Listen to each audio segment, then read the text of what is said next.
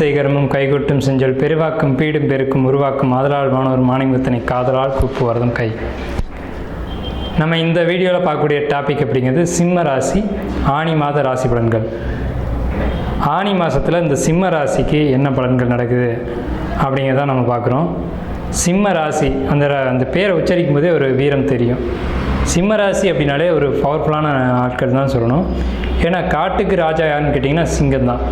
So அந்த சிங்கத்தினுடைய முகத்தையே உருவமாக கொண்ட ராசி தான் சிம்ம ராசி.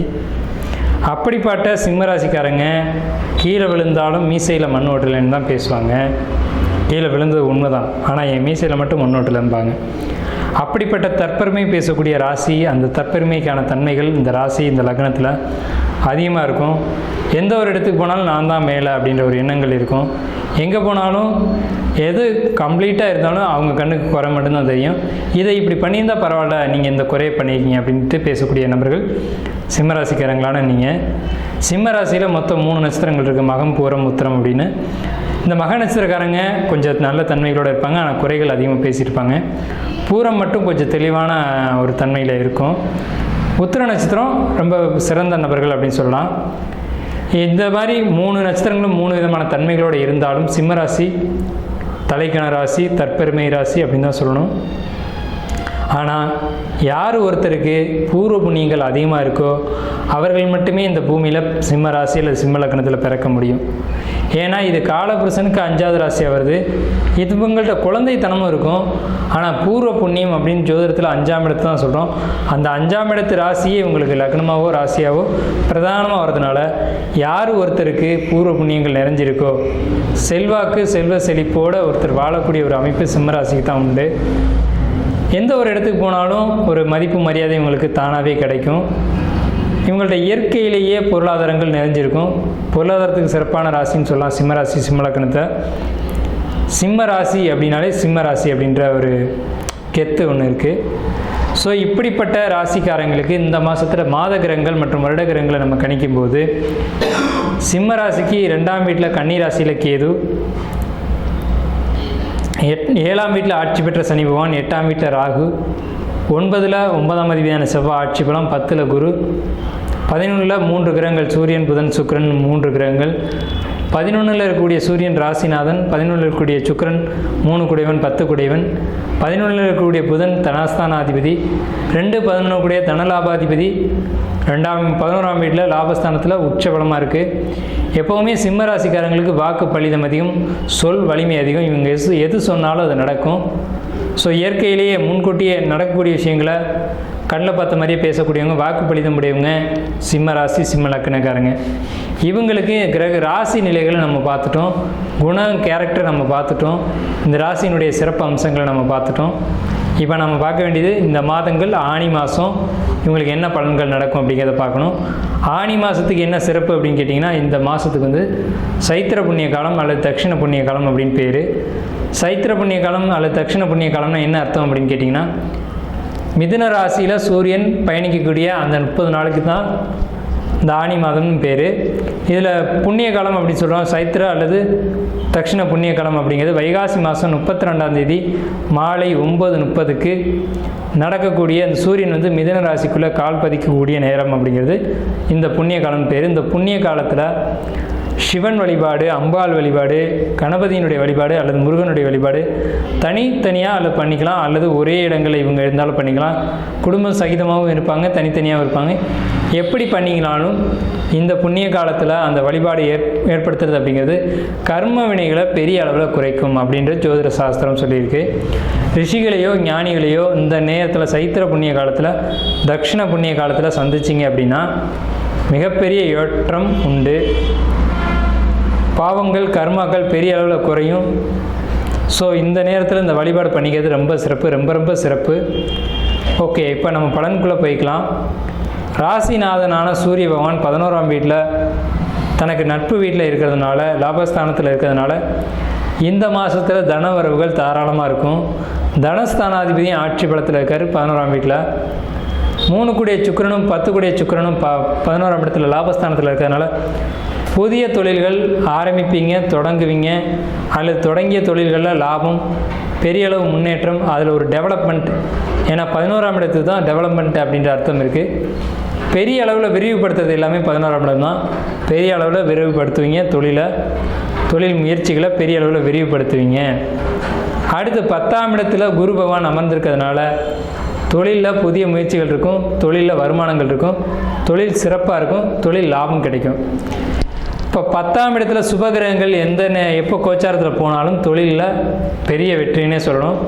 அதில் முழு சுபர்னு சொல்லக்கூடிய குரு பகவான் அமர்றது அப்படிங்கிறது ரொம்ப பெரிய சிறப்பு. இந்த ஒரு ஆண்டுக்கும் இந்த சிறப்பு உண்டு. இதில் அந்த ஆனி மாதத்துக்கு தான் அதிகபட்சமான சிறப்பு உண்டு சிம்ம ராசி அல்லது சிம்ம லக்னத்துக்கு. ராசி பலன்கள் ராசிக்கு மட்டும்தான் பொருந்துமா அப்படின்னு கேட்டிங்கன்னா இல்லை, லக்னத்துக்கும் 50% பொருந்தும். ஒருத்தர் சிம்ம ராசியாக பிறந்து சிம்ம லக்னமாக பிறந்தால் 150% அவங்களுக்கு பாசிட்டிவான பலன் அதிகமாக உண்டு. அடுத்து பார்த்துட்டிங்கன்னா சிம்மத்துக்கு முன்கோபம் அதிகம். முன்கோபத்தை சிம்மம் குறைச்சிக்கணும், ஆனால் குறைக்கிறது வாய்ப்புகள் ரொம்ப ரொம்ப குறைவு. வாழ்க்கை துணைன்ற இடம் எப்படி இருக்குன்னு கேட்டிங்கன்னா, இப்போ குடும்ப வாழ்க்கை ரொம்ப சிறப்பாக இருக்குது. கணவன், மனைவி, குழந்தைகள் எல்லாம் சேர்ந்து தான் குடும்ப வாழ்க்கை. தாய், தந்தை, மனைவி, குழந்தைகள் இது எல்லாம் சேர்ந்து தான் குடும்பம்ன்ற ஒரு வட்டத்துக்குள்ளே வரும். அந்த வட்டம் நல்லா இருக்குன்னு நம்ம சொல்லிட்டோம். ஆனாலும் அந்த வட்டத்துக்குள்ளே 7ஆம் இடம்னு சொல்லக்கூடிய கும்பத்தில் சனி பகவான் ஆட்சி பலமாக இருக்கிறதுனால வாழ்க்கை துணை அவங்க நடந்துக்கிற விதம் இவங்களுக்கு சிம்ம ராசிக்காரங்க அல்லது சிம்ம லக்னக்காரங்களுக்கு இப்போதைக்கு தற்சமயம் பிடிக்காது. அவங்க செய்கிறது ஏதோ தவறாக இருக்க மாதிரி இவங்களுக்கு தோணும். அது உண்மையிலே அப்படி தானா? அப்படி இல்லை. இவங்களுடைய எண்ணம் சிந்தனைகள் தான் அப்படி இருக்கும், ஆனால் உண்மை வேறு மாதிரியாக இருக்கும். 6 கூடியவன் 7 ஆட்சி பலம் பெற்றதுனால கணவன் மனைவிக்குள்ளே கருத்து வேறுபாடுகள் பெரிய அளவில் வர்றதுக்கான வாய்ப்புகள் உண்டு. அதை சிம்ம ராசி எப்போவுமே ஒரு சிறந்த அறிவோடு இருக்குன்றதுனால அந்த அறிவை கொண்டு சரி செஞ்சுக்கணும். ஒரு மெச்சூரிட்டி அப்படிங்கிறது சிம்ம ராசிக்கு எப்போவுமே உண்டு. மெச்சூரிட்டி நிச்சயமாக உண்டு.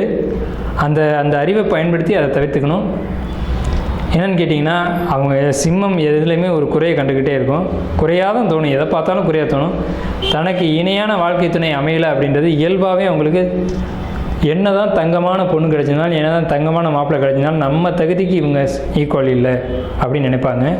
அதுலேயும் இந்த நேரம் இந்த காலகட்டத்தில் சனி பகவான் 7ஆம் வீட்டில் ஆட்சி பலமாக இருக்கிறதுனால சனின்றது தகுதி குறைவுன்னு அர்த்தம்.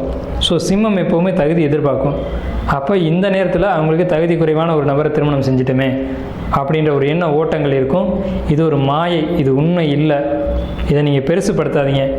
இது என்னென்னு சொன்னீங்கன்னா, அந்த ஒரு பழமொழி சொல்லுவாங்க இல்லைங்களா, கஷ்டங்கிறது ஒரு கல் மாதிரி, கண்ணு கிட்ட வச்சு பார்க்குறோமா கண்ணுக்கு தூரமாக வச்சு பார்க்குறோமான்றது தான் இருக்குது.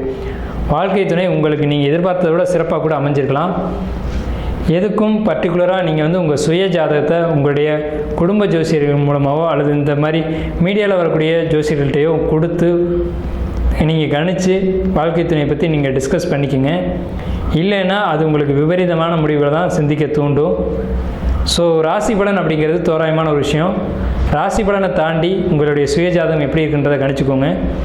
ஒரு 4 மாதத்துக்கு அல்லது 5 மாதத்துக்கு ஒரு முறையாவது உங்கள் ஜாதகத்தை நீங்கள் கண்டிப்பாக ஒரு ஜோசியர்கள்ட்ட கொடுத்து கண்டிப்பாக பலன் கேட்டுக்கணும்.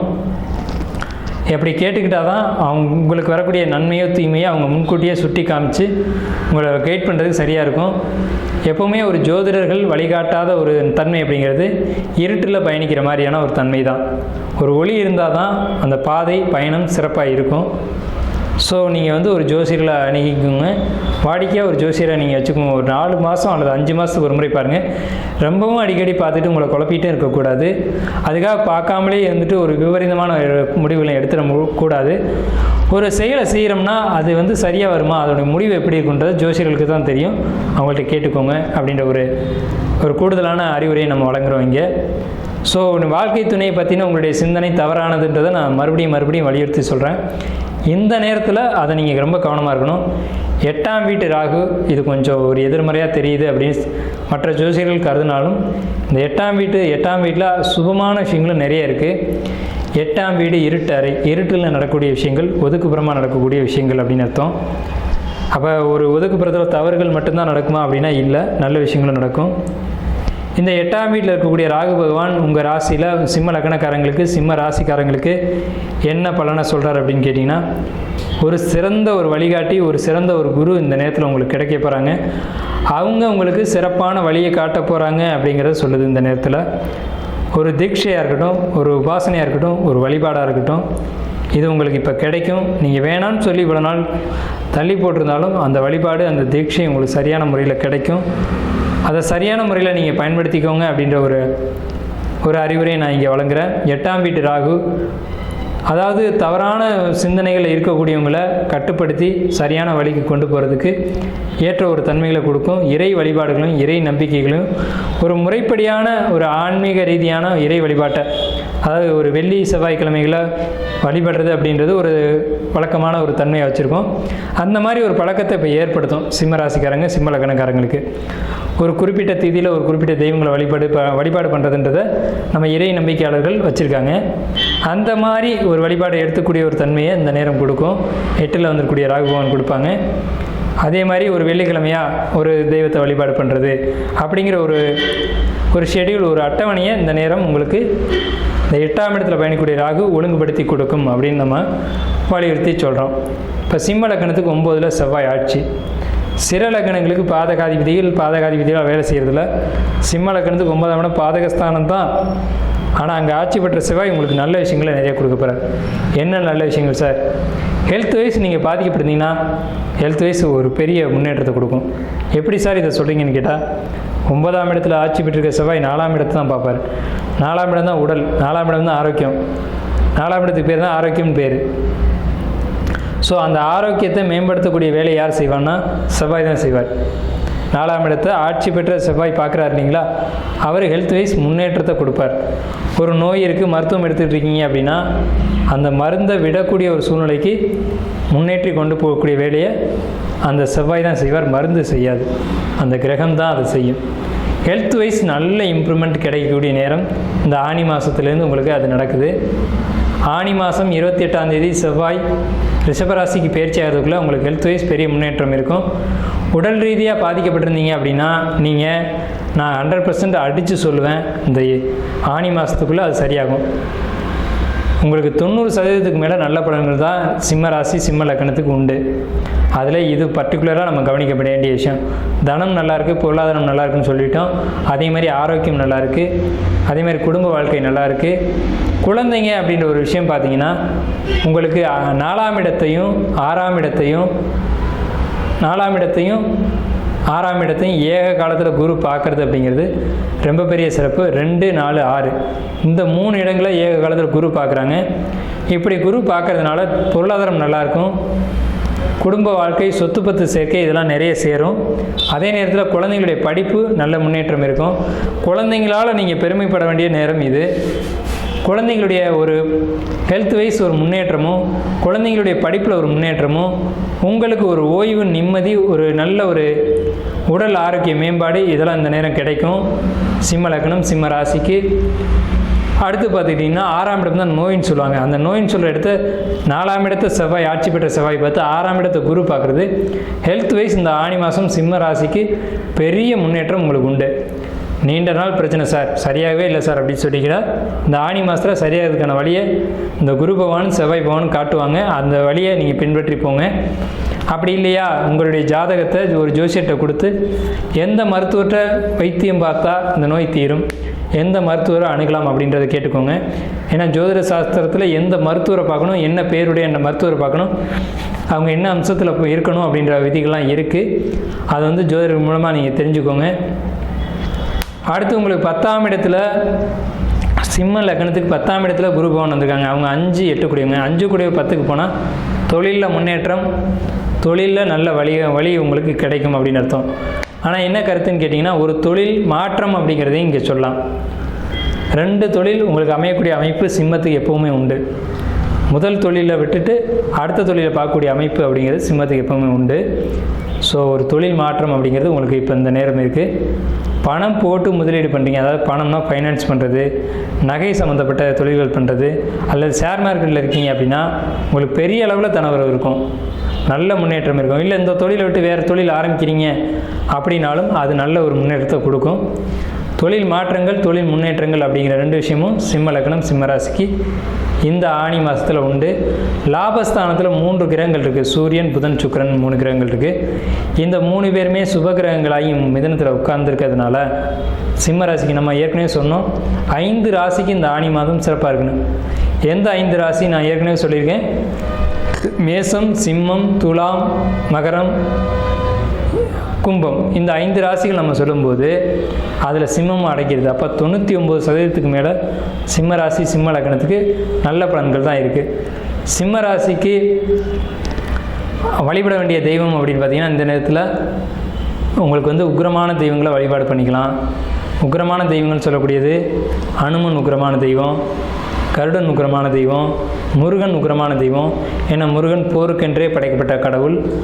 ஆயுதங்களே ஏந்திய தெய்வங்கள், குதிரை ஏறும் தெய்வங்கள், குதிரை மேலே இருக்கக்கூடிய தெய்வங்கள், இந்த மாதிரி தெய்வங்கள்லாம் உக்கிரமான தெய்வங்கள்ன்ற வரிசையில் நம்ம எடுத்துக்கலாம். செந்தூரம், திலகம் நீங்கள் வச்சுக்கலாம். சிவப்பு அல்லது ஆரஞ்சு, பர்டிகுலராக சிவப்பும் வச்சுக்கலாம், ஆரஞ்சு வச்சுக்கலாம். நீங்கள் அனுமன் கோயிலுக்கு போனீங்கன்னா செந்தூரம் தான் கொடுப்பாங்க. ஸோ செந்தூரம் நெத்தியில் வச்சுக்கிறது உங்களுக்கு பெரிய பாசிட்டிவான விஷயம். செந்தூர நிறத்தை பயன்படுத்துறது பாசிட்டிவான விஷயம். எண்கள் பொறுத்த வரைக்கும் உங்களுக்கு 1ஆம் எண், 5ஆம் எண், 9ஆம் எண் இந்த 3 எண்களை பயன்படுத்தலாம். 1 உங்களுக்கு பாசிட்டிவாக இருக்கும், 5 பாசிட்டிவாக இருக்கும், 9 பாசிட்டிவாக இருக்கும். நிறம்னு பார்த்தீங்கன்னா செந்தூர நிறம் பயன்படுத்திக்கணும். எண்கள்னு பார்த்தீங்கன்னா 1, 5, 9 பயன்படுத்திக்கணும். இதில் அதிகபட்சமாக யோகத்தை கொடுக்கக்கூடிய எண் 1ஆம் எண் தான். வெள்ளை நிறத்தை இந்த மாதம் முழுக்க நீங்கள் பயன்படுத்திக்கலாம். வெள்ளை நிறங்கள் உங்களுக்கு இந்த மாதம் முழுக்க பாசிட்டிவாக உங்களுக்கு பாசிட்டிவான ஒரு விஷயத்தை கொடுக்கும். உங்களுக்கு அதிர்ஷ்டத்தை அதிகப்படுத்தி கொடுக்கும்.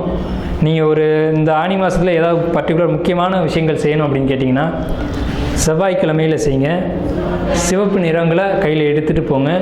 ஒரு காட்டன் துணியோ அல்லது ஒரு காவி துணியோ உங்கள் பாக்கெட்லேயே இருக்கட்டும். இது உங்களுக்கு அதிர்ஷ்டத்தை அதிகப்படுத்தி கொடுக்கும். உங்களுக்கு 2ஆம் வீட்டில் கேது இருக்கிறதுனால பேச்சு வார்த்தைகளை ரொம்ப கவனமாக இருக்கணும்.